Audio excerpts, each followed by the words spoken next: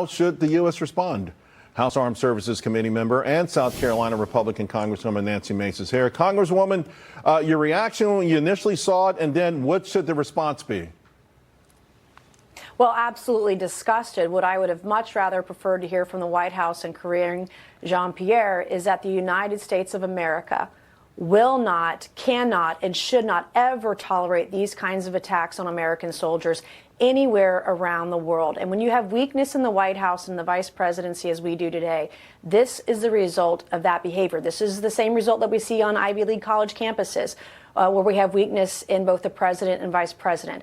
I hope that we will use the power of the pen and appropriations and authorizations to tell Turkey to send a strong message, either not one more dime, not one more F-16, not one more jet, not lethal or non-lethal aid, until they respect the United States of America. And if Turkey wants it, we don't have it. We need to show strength, and the only way that we can do that is to re-elect Donald Trump and put him back in the White House, where the United States will be respected and where our enemies and adversaries will fear us. I want to pick up on that, your thoughts on the anti-Israel protests that are going on right now. Of course, in New York City, just first day back in school. This as Israeli hostages were just found executed this weekend.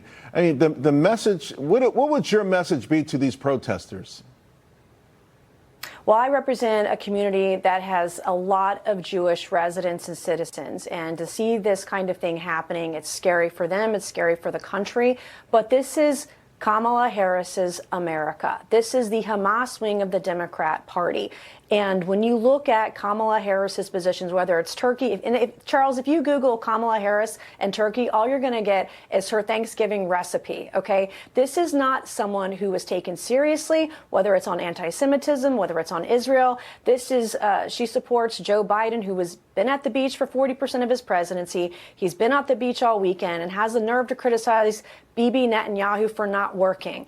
I mean, this is nothing but gaslighting. It's hypocrisy. It's very scary to hear about students protesting in favor of genocide for Jews and being so pro-Hamas and pro-Palestine that they don't want to allow Jewish students in our country to go to school. This is insanity. This is what's on the ballot in November. We cannot allow this to continue in our country. With that in mind, you just brought up the criticism of President Biden with Netanyahu. It seems like they've been working together, that they had agreed. There wasn't an issue with respect to them. In fact, from what I've read and understand, Netanyahu was prepared to make certain concessions. He won't. But it feels like Hamas has the ability to turn down these ceasefire agreements and then commit the next atrocity, and still there's equivocation by many in America.